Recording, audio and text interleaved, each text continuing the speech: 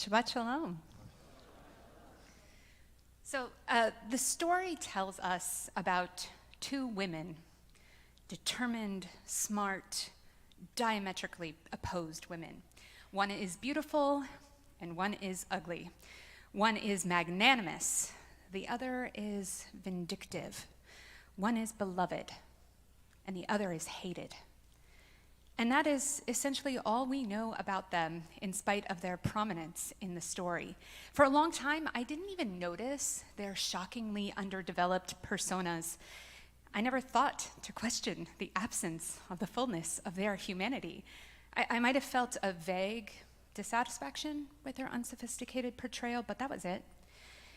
It wasn't until I experienced a fascinating midrash reimagining this pair at the center of their own story that my whole world was magically transformed. And that is the power of midrash, the rabbinic interpretations of the original text that are often boldly juxtaposed with the initial portrayal. And right now I am particularly captivated by this specific midrash once again. And of course, I'm talking about Wicked. Yeah, because Wicked is really the first midrash I ever encountered, and honestly, I don't think I could be the rabbi I am if I didn't have that. Have you seen the film adaptation yet? Oh, okay. So if you haven't, what are you waiting for? I mean, right after Shabbos, you're getting your tickets, okay? Please, I'll go with you. I will go and see this movie again and again. And if you have, please come find me later so we can share in our mutual adoration of this masterpiece. We're friends, yeah, right? I doubt that L. Frank Baum, who authored The Wonderful Wizard of Oz, could have imagined the grip his story would continue to have on us 124 years later. How could he have possibly foreseen not just the resounding success of his original novel, but the impact of the many adaptations that followed? I've seen the original movie more times than I can count, and I love the fantastical nature of the story, the colorful, whimsical, terrifying world of Oz. I never questioned the obvious goodness of Glinda and wickedness of her unnamed green counterpart.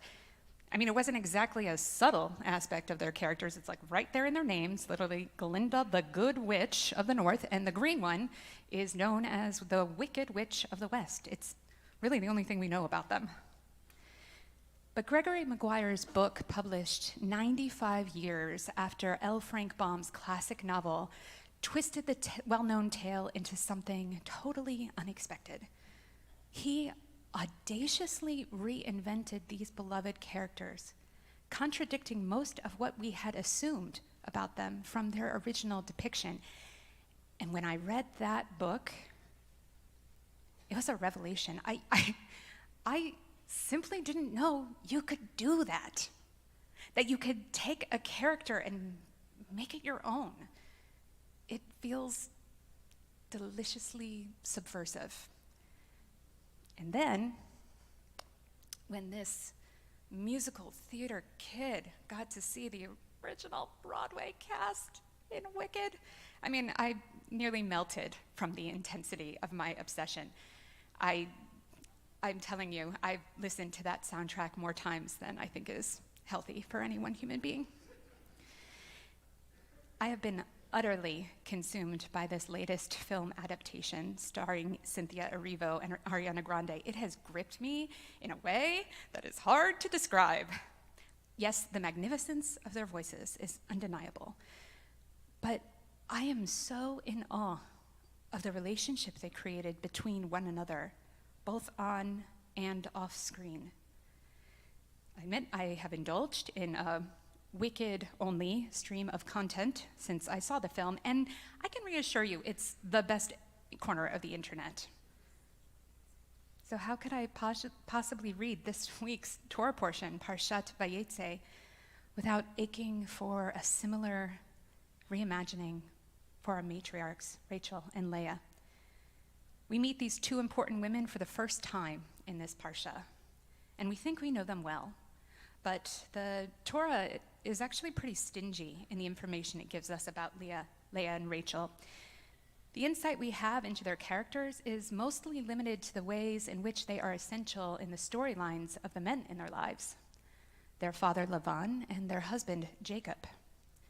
We know a few things about them, obviously. Leah and Rachel are sisters. Sidebar, this is actually kind of remarkable. Rachel and Leah are the only pair of sisters that we ever really meet in the entire Hebrew Bible, in the entire Tanakh. So many of our stories revolve around the complex relationship between brothers, even between brother and sister, but only this story attempts to explore the relationship between sisters. Back to the main topic. Okay, so Leah and Rachel are sisters, daughters of Lavan, who is a shrewd, manipulative man who maneuvered his children in whatever way was beneficial to him, regardless of the impact his actions had on them. His callousness towards his daughters is objectively cruel. Leah and Rachel both marry Jacob, who declares his boundless love for Rachel many times and makes his displeasure with Leah equally well known. Like his father-in-law Lavan, Jacob never seems to consider the discord he might be sowing between these sisters. And not surprisingly, Jacob also doesn't seem to be concerned with how his feelings towards his wives will inevitably sow discord among his sons. As Rachel and Leah battle to birth babies for Jacob, he is conspicuously absent. The mothers bestow names upon their children, most of which reflect the acrimonious feelings they have towards one another and the suffering they experience because of their predicament. They continuously vie for Jacob's attention. Each of them display a somewhat unflattering envy of the other. They each want what the other has. And sadly, neither of them get a fairy tale happily ever after ending. And the rabbis step in and they create many midrashim which further explain Leah and Rachel's narrative and suggest a more complex characterization for them. Here are some that I thought were particularly interesting. The Torah describes Rachel and Leah this way. Lavan had 2 daughters. The name of the older was Leah, and the name of the younger was Rachel. Leah had weak eyes. Rachel was shapely and beautiful. It's obvious to me that the plain intention of the text is to insinuate Leah's weak eyes or soft eyes or gentle eyes are a feature that is the absolute opposite of Rachel's desirable beauty, even if the exact meaning of that phrase is unclear. The rabbis, however, expand on this ambiguous description and completely reinterpret Leah's weak eyes as praise for her character. This is what we read in the Talmud in Bava Batra. The verse means that her eyes were literally weak, and this is not a denigration of her, but a praise of her. As she would hear people at the crossroads coming from the land of Canaan who would say, Rebecca has 2 sons, and her brother Lavan has 2 daughters, and the younger daughter will be married to the younger son, and the older daughter will be married to the older son. And Leah would sit at the crossroads and ask, okay, so tell me a little bit about the older son. What are these deeds of the older son? And the passersby would answer, he is an evil man who robs people. And then she'd ask, well, what are the deeds of the younger son? And they would answer, he's a quiet man who dwells in tents. And because she was so distraught at the prospect of marrying the evil brother, she would cry and pray for mercy so hard that her eyelashes fell out. Since the weakness of her eyes was due to this cause, characterizing them as weak constitutes praise. I really appreciate this midrash in trying to transform this insult into a demonstration of Leah's righteousness. She's just a woman who dreams of a good-hearted partner. and is devastated at the possibility that she might be doomed to live out her days in wickedness. Her grief is manifested in this unattractive physical feature, but the Midrash argues that her diminished beauty is evidence of her sincere eagerness to be good. It isn't a critique, it's a badge of honor. Another Midrash reimagines the infamous wedding mix-up. Remember that? Jacob worked for Laban for 7 years in order to marry his beloved Rachel, and he is incensed when he discovers the morning after the wedding that his bride-to-be had been swapped out for her older, presumably uglier, and certainly unloved sister Leah. Now, the Torah doesn't concern itself with the devastation and betrayal Rachel must have felt, or the motivation behind Leah's complicity in this deceit. It solely focuses on Jacob's reaction and Laban's smug response. Here's one of the midrashim the rabbis offer as insight into Leah and Rachel's experience. At that moment, Rachel, our mother, jumped up before Adonai and said, "Master of the universe, you know that Jacob, your servant, loved me a great love and worked for my father for 7 years for me. And when the 7 years were up and the time came for me to be married to my husband, my father devised a plan to have my sister switch places with me for my husband. And this was very difficult for me. As I heard about the plan, I swallowed my suffering and had mercy on my sister so that she would not be shamed in public. On the evening of what should have been my wedding, my sister took my place with my husband instead of me. I gave her all the secret signs that I had given my husband so that he would think that she was me.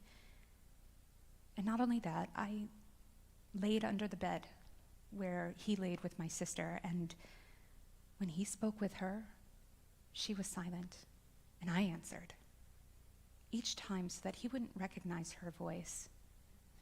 I acted with loving kindness towards her, and I wasn't jealous of her. I refused to put her to shame.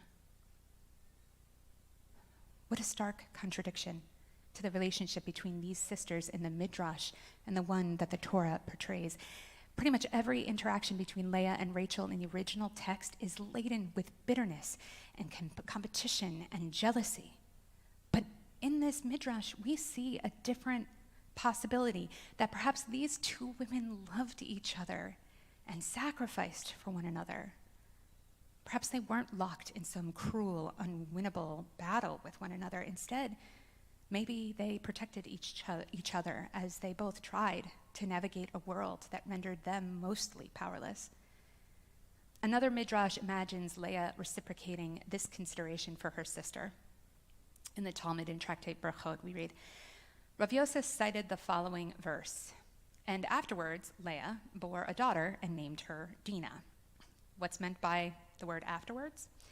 Rav said, after Leah had passed judgment on herself, saying, 12 tribes are destined to issue from Jacob.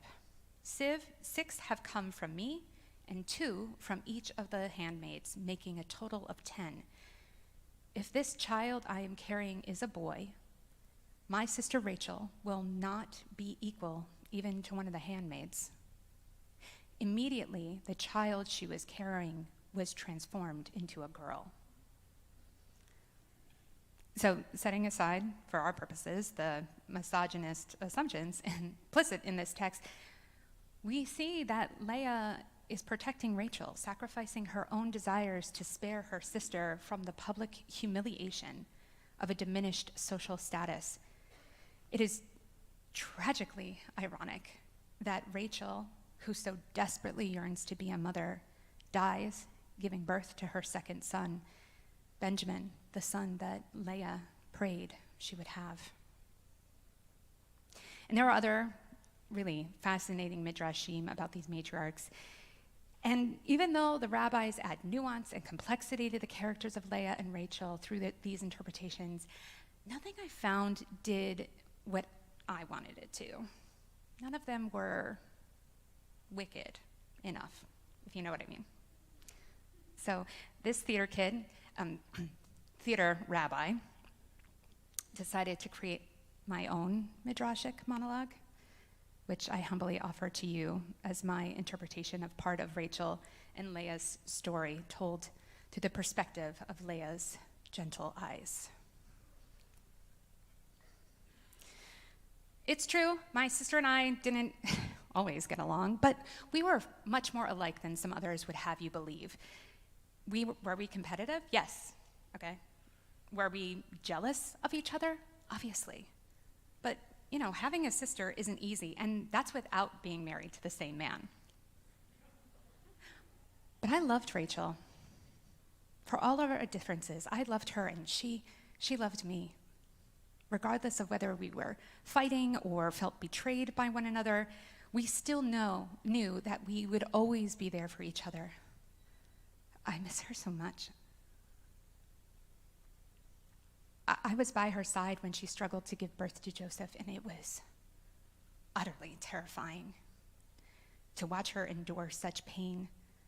She squeezed my hand so hard, I thought she was going to break it. But when her son, my nephew, finally entered this world, his piercing wail was the most beautiful melody I had ever heard. She was such a good mother. She doted on Joseph every second of every day, and Jacob was right by their side. In a way, he never showed up for any of my children or the sons born to him by Bilhah and Zilpah, but that's another story. After her difficult delivery with Joseph, the midwives told Rachel that having another child would probably kill her. I begged her to stop trying to get pregnant. I reminded her that Jacob's grandmother, Sarah, she only had one child. There's no shame in that. But Rachel was stubborn sometimes, and she had imagined herself being a mother to a nation. And Joseph was her miracle, and she was convinced that she was destined for more miracles. I was skeptical. I was always more skeptical than she was about everything. That was kind of our role. She got to be the dreamer, and I tethered her to reality. She might have miraculously survived birthing her first child, but but one can never depend on a miracle happening twice.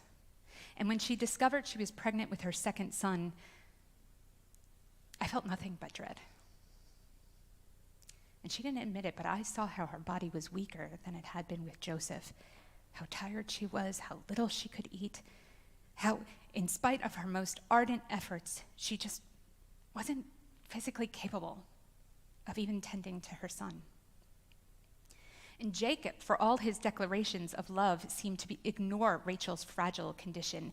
He didn't even slow down the journey.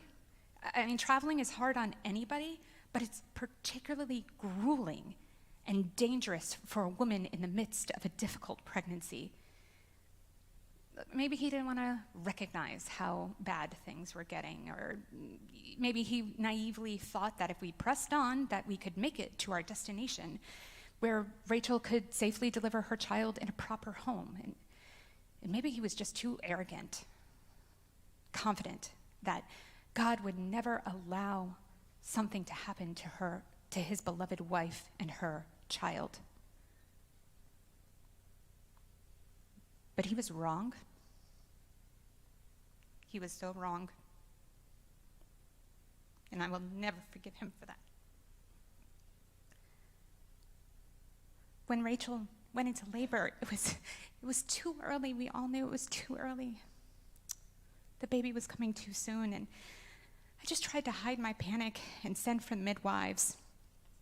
I tried to reassure Rachel that everything would be fine. I told her I knew she was about to have another healthy son, and I saw her try to believe me, and I think that gave her a little strength at first, but it just wasn't enough.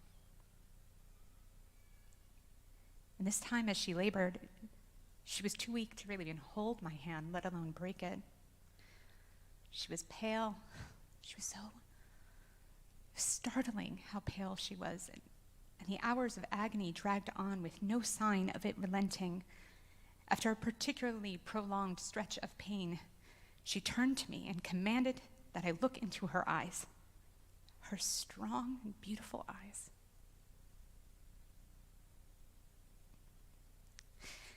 And to swear to her that I would protect her children.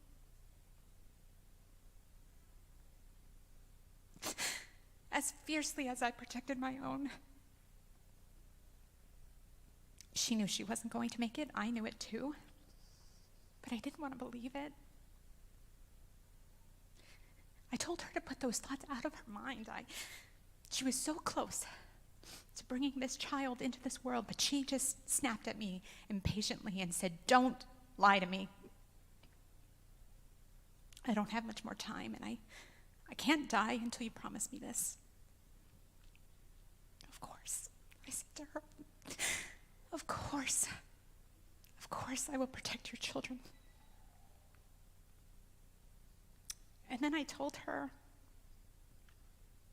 how sorry I was for all the petty nonsense between us, and even more sorry for the cruelty I sometimes unleashed on her. But she didn't even really let me explain. She cut me off and she said, "I know. I am too." And in the midst of this chaos, we somehow found a peace with one another that I never thought we would have. And that reprieve was short-lived.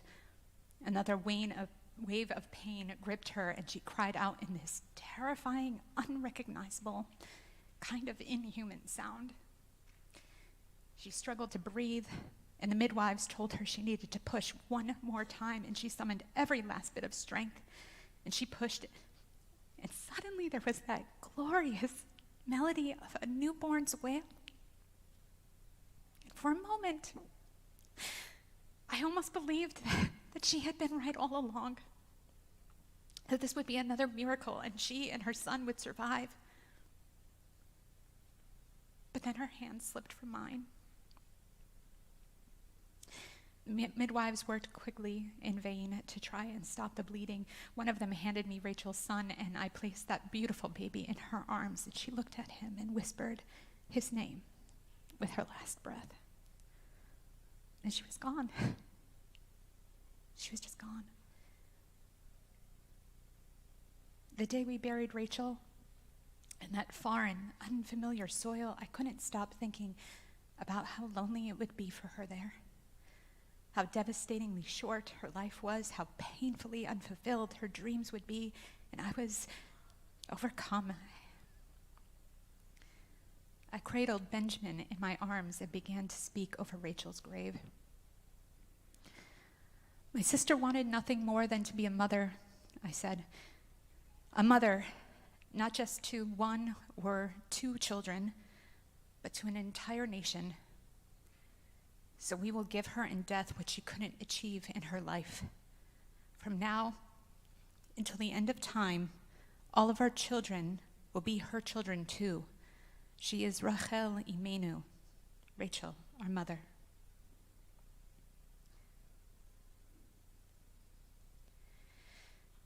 In my imagination, Leah has no more children, but she does bestow a new name for her sister. No more bitterness, no more competition, no more jealousy. This is the legacy I dream of for these sisters, a world in which they were able to conquer their envy and embrace their sincere, selfless love for one another. I leave you with the words from Elphaba and Glinda in the song For Good. And just to clear the air, I ask forgiveness for the things I've done you blame me for. But then I guess we know there's blame to share, and none of it seems to matter anymore. Who can say if I've been changed for the better? I do believe I have been changed for the better. And because I knew you, I have been changed for good. Shabbat Shalom.